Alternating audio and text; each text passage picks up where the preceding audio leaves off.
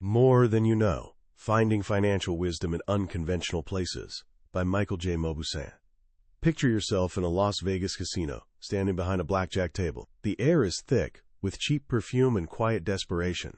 There's a guy to your right who's holding 17. The dealer is showing a 6. Everyone at the table knows the rule. You stand on 17. It's simple. It's automatic. But this guy looks at his cards, glances at the dealer, and with total confidence says, "Hit me." The table goes silent. People literally stop breathing. Even the dealer, who's seen everything twice, hesitates for a second. He raises an eyebrow. "Are you sure, sir?" The guy just nods.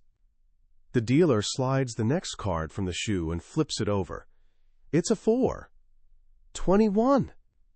The table exhales like they've all been holding their breath underwater. Half relief, half shock. The dealer smiles and says, "Nice hit." Now, you might be thinking, what a legend. But here's the thing.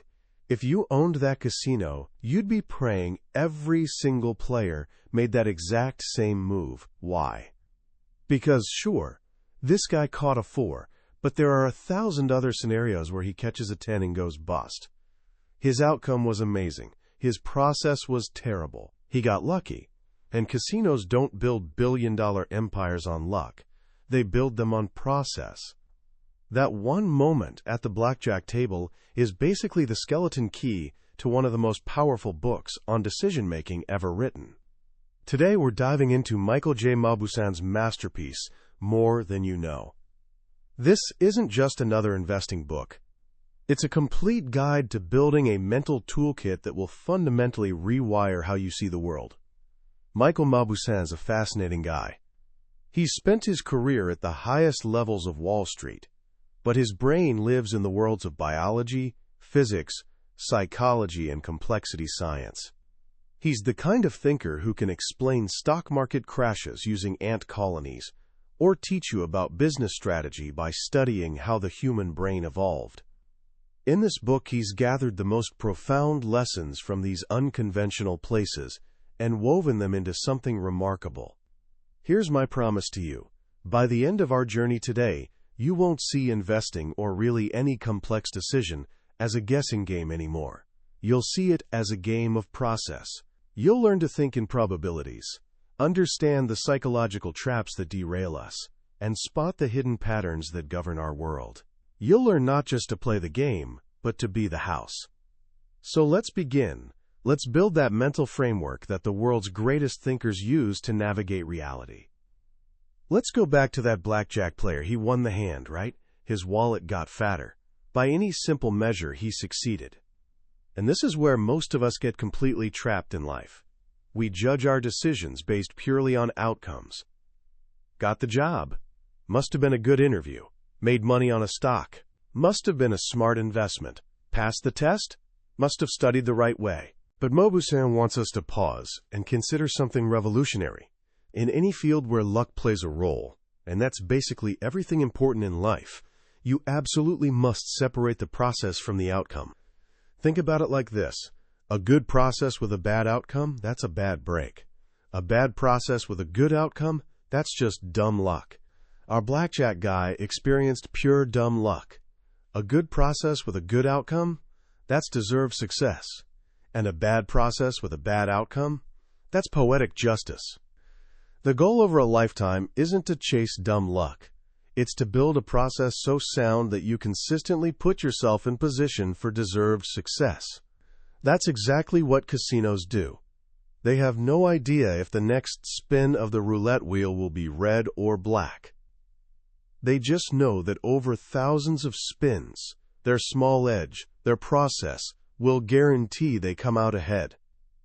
Your first mission, in investing and in life, is to build a process that gives you an edge. You need to learn to be the house. So what does a good process actually look like? It starts with understanding that the world isn't a series of certainties. It's a spectrum of probabilities. Robert Rubin, the former Treasury Secretary, built his entire career on 4 principles for decision-making. First, the only certainty is that there is no certainty. We're constantly dealing with imperfect information. Second, every decision is about weighing probabilities and payoffs. It's not just how likely something is to happen, but what the consequences are if it does. Third, despite all the uncertainty, you still have to act. And fourth, you must judge your decisions not just on the results, but on how they were made. This idea of weighing probability and payoff leads us to one of the most counterintuitive and vital lessons in the entire book. Mauboussin calls it the Babe Ruth effect. We all know Babe Ruth is one of the greatest home run hitters of all time, but here's what many people forget. For years, he also held the record for the most strikeouts. He swung for the fences. He understood that in baseball and in investing, it's not the frequency of your successes that matters most. It's the magnitude. Imagine you're a portfolio manager. Your company decides to evaluate you based on your batting average. What percentage of stocks you pick actually beat the market? Let's say you pick 10 stocks. 9 of them drop by 1%. The 10th one shoots up 500%. Your batting average is awful. Only 1 out of 10 picks was a winner. You'd probably get fired, but your overall portfolio performance would be incredible. This is the Babe Ruth effect. The frequency of correctness doesn't matter. It's the magnitude of correctness that matters. Our brains are wired to hate being wrong.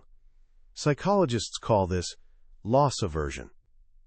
We feel the pain of a loss about 2.5 times more intensely than we feel the pleasure of an equivalent gain.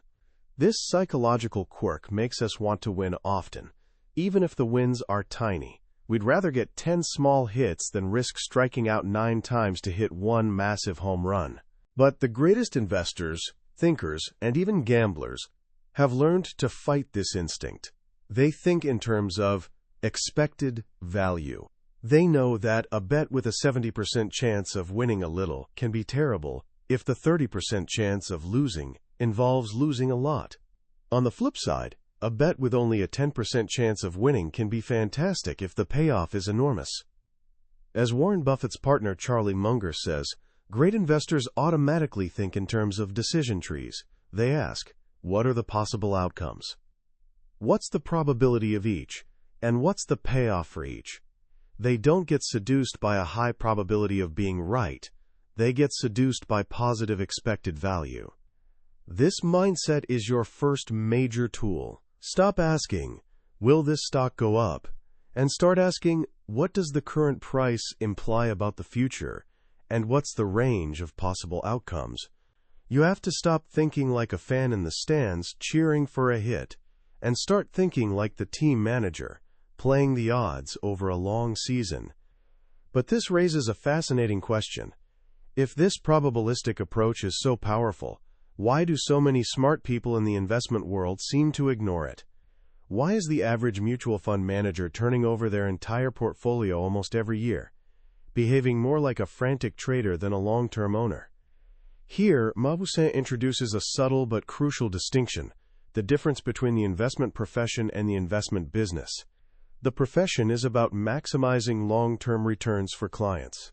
The business is about maximizing short-term profits for the investment firm by gathering as many assets as possible. And unfortunately, the business is often at war with the profession. Think about it. What's good for the profession? Long-time horizons, low fees, and a contrarian approach that sometimes looks wrong in the short term. What's good for the business? Short-time horizons that keep clients from getting impatient, higher fees to boost revenues, and selling whatever's popular right now to attract new money. This tension explains why so many managers end up closet indexing. They hug the benchmark so they never look too wrong, even if it means they'll never be very right. As the economist John Maynard Keynes once said, worldly wisdom teaches that it is better for reputation to fail conventionally than to succeed unconventionally.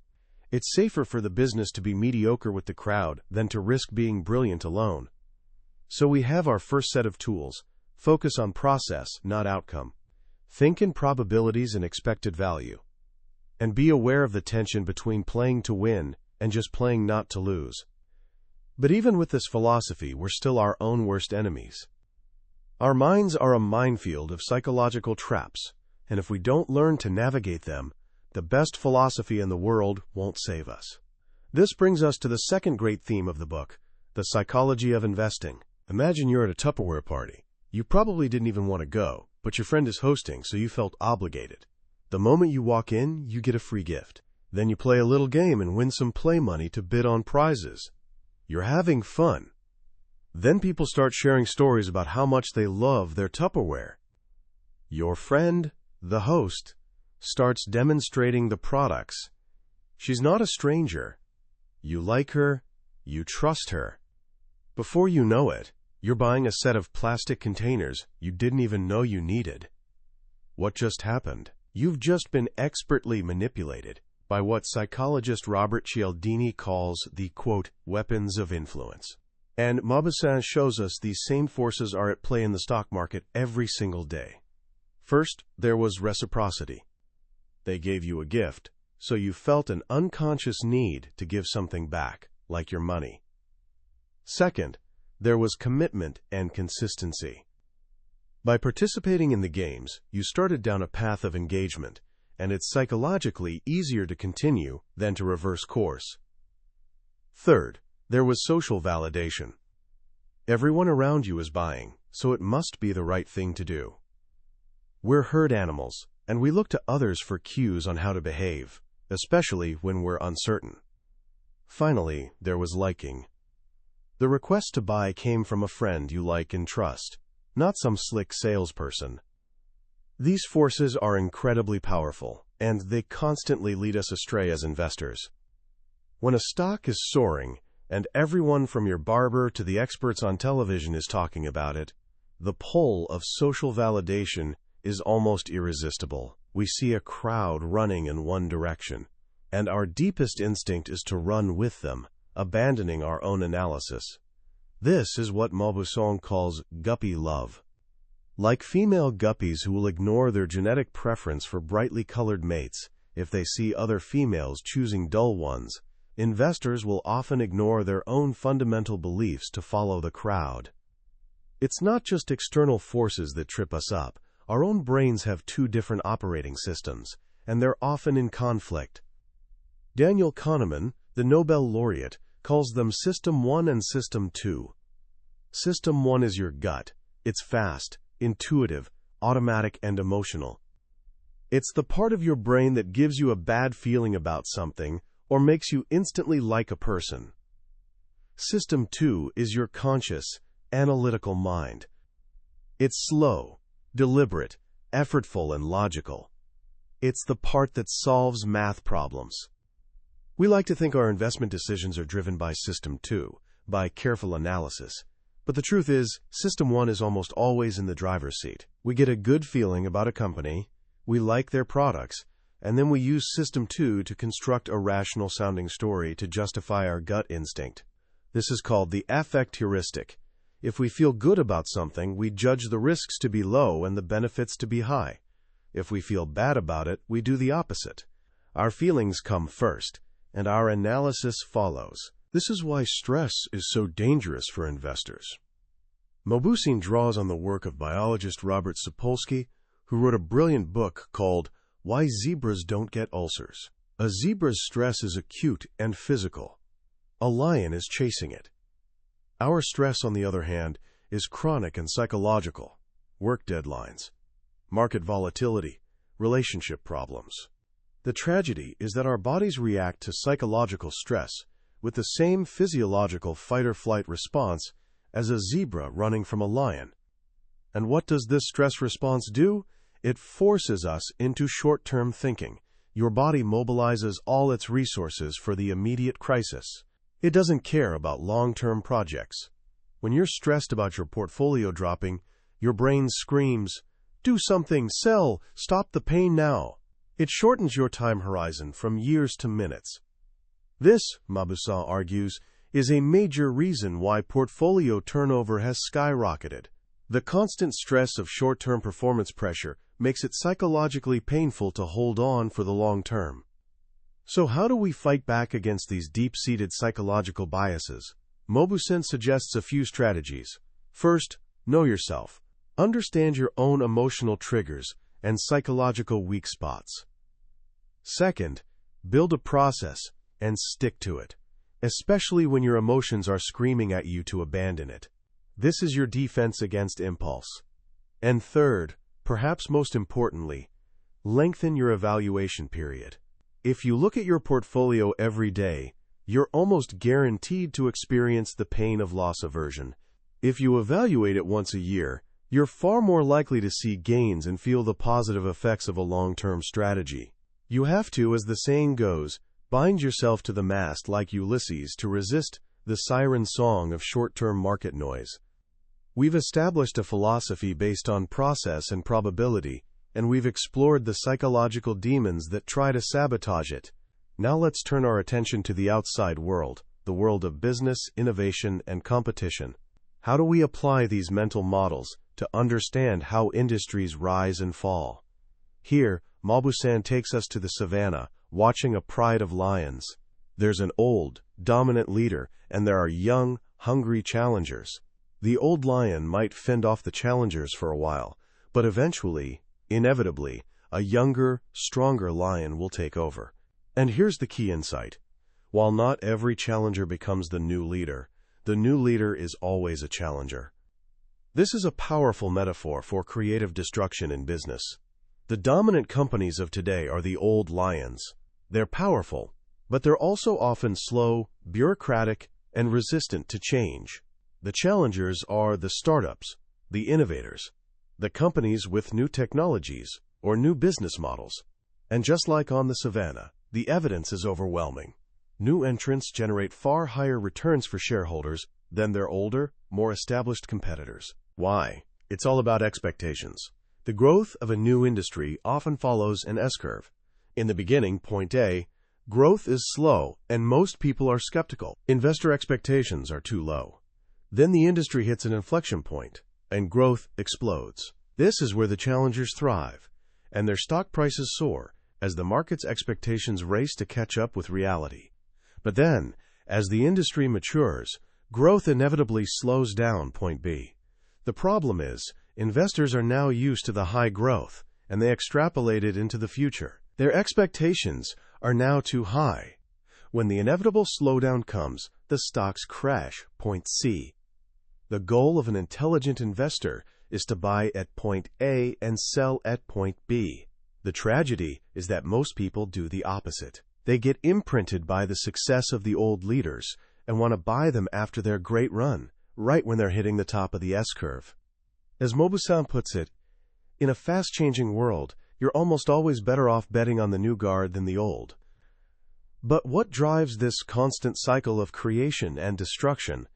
Mauboussin argues that innovation isn't some magical, mysterious event. It's a process of recombination. Think of the Wright brothers. They didn't invent the airplane out of thin air. They took existing technologies, a light gasoline engine, bicycle parts, wings based on bird anatomy, and they recombined them in a novel way. Innovation is like playing with Legos. The more building blocks you have, and the more ways you can combine them, the more new things you can create. And because the number of ideas and technologies is constantly growing, the pace of innovation itself is accelerating. This process has a fascinating parallel in the development of a child's brain. From birth to age 3, a toddler's brain creates an insane number of connections between neurons, twice as many as an adult. It's a period of wild experimentation. Then, through a process of pruning, the connections that are useful get strengthened, and the ones that aren't used are eliminated. It seems wasteful, but this process of overproduction followed by selection is nature's most robust way to adapt to a new environment. The birth of a new industry looks exactly the same. First, there's a fluid phase of massive experimentation, with hundreds of new companies trying different approaches, just like the dot-com boom. Then comes a transitional phase, a brutal shakeout, where most of those companies fail, and a dominant design emerges. Think of the early automobile industry, which had over 500 car manufacturers. Over time, they were pruned down to just a handful. The same pattern happened with television sets, disk drives, and personal computers. The lesson for investors is twofold. First, recognize that the path to innovation is paved with failure. The boom and bust cycle isn't a sign of a broken system. It's the sign of a healthy, adaptive one. Second, After the pruning is over, the survivors often present an incredible investment opportunity. They've weathered the storm and now have a clear path to dominate a new industry. To navigate this constantly changing world, we can't rely on rigid, long-term plans. The future is too uncertain. Instead, Mauboussin points to the strategies of chess grandmasters. Great chess players don't try to see 20 moves ahead. The future is too fuzzy. Instead, they only look a few moves ahead. They develop a set of options, and they constantly revise them based on how the game unfolds. They play for small, incremental advantages that add up over time. In business, this translates to what some call strategy as simple rules. Instead of a complex 500-page strategic plan, successful companies in dynamic environments often operate with a handful of simple, hard and fast rules.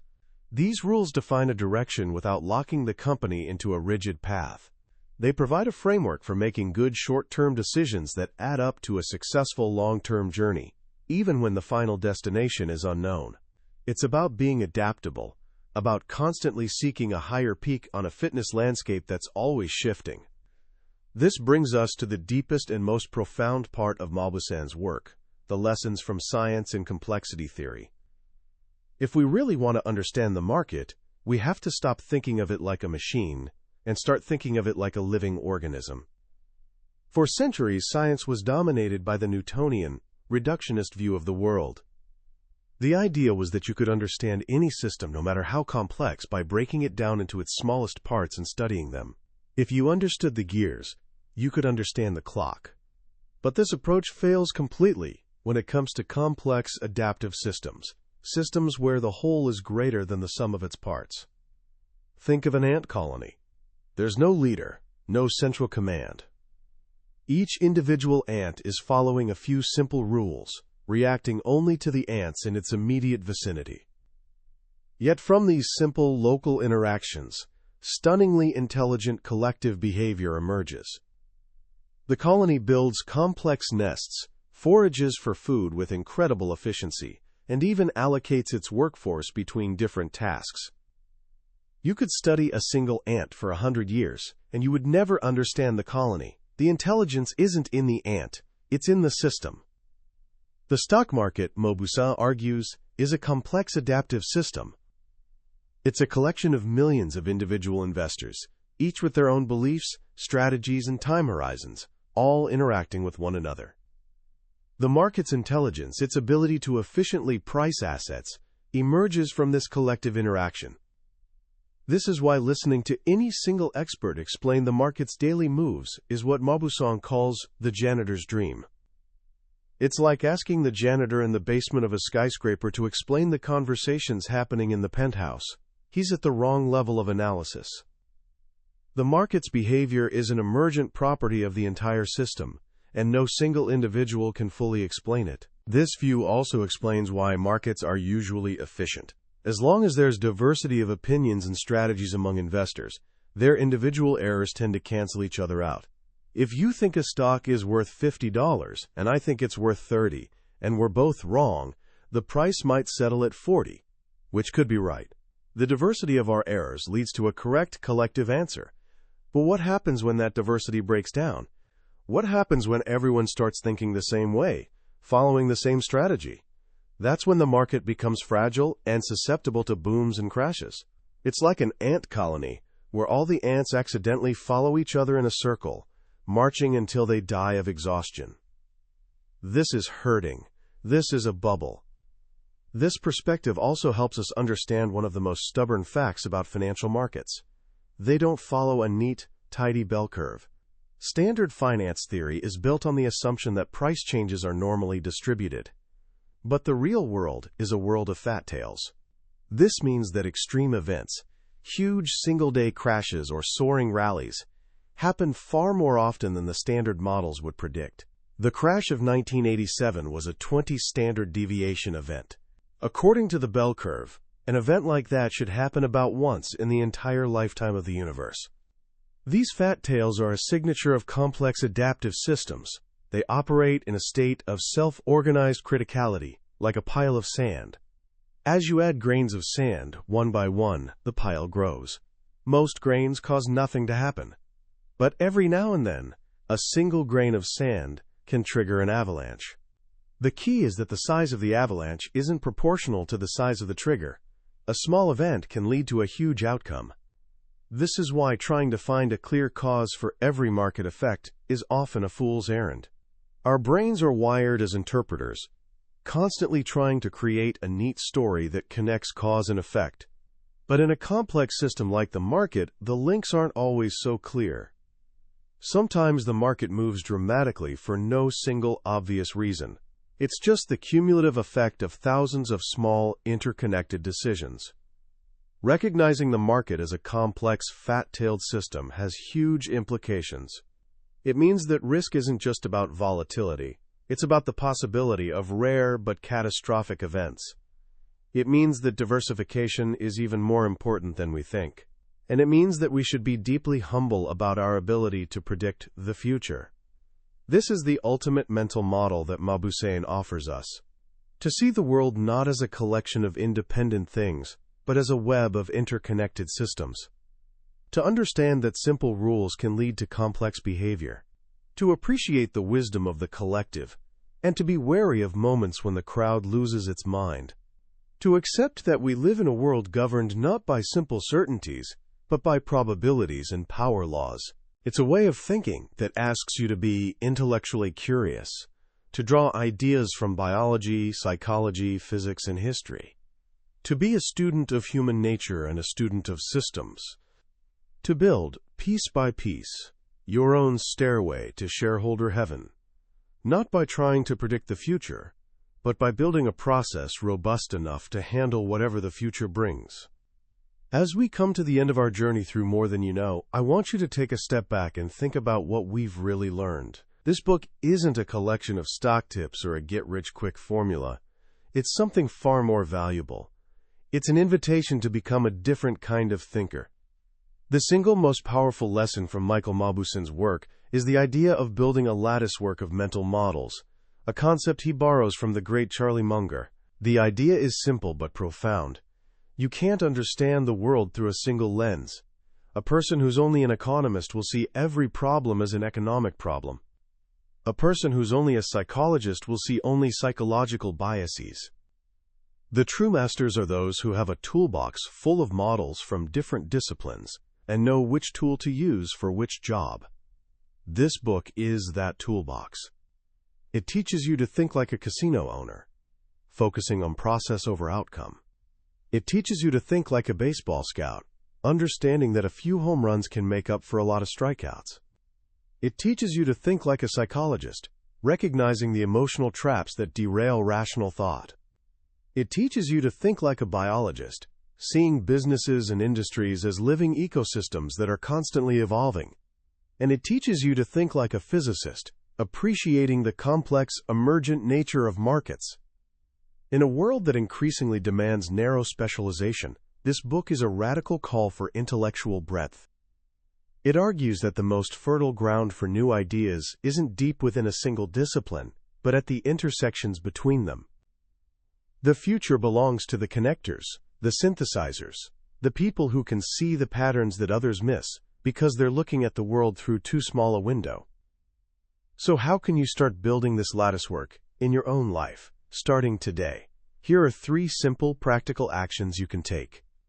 First, start a decision journal. The next time you make an important decision, whether it's an investment, a choice about college, or a personal commitment, write down what you decided, why you decided it, and what you expect to happen. Don't just focus on the outcome you want. Write down the probabilities of different outcomes.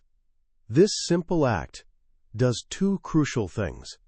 It forces you to focus on your process, and it provides you with honest feedback, protecting you from the hindsight bias that makes us all think we knew what was going to happen all along. Second, read 1 book a month from a field that has absolutely nothing to do with your primary interests. If you love history, pick up a book on neuroscience. If you're a science whiz, read a biography of a great artist. This is how you collect new mental models. You're intentionally diversifying your mind, just as you would diversify a portfolio.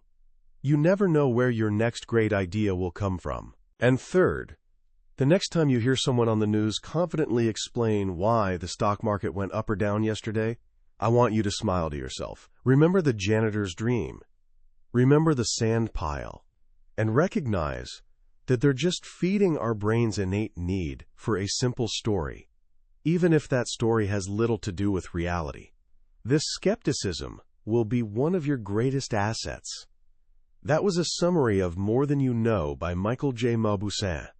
We've explored the core ideas today, but a summary is like looking at a map of a beautiful country.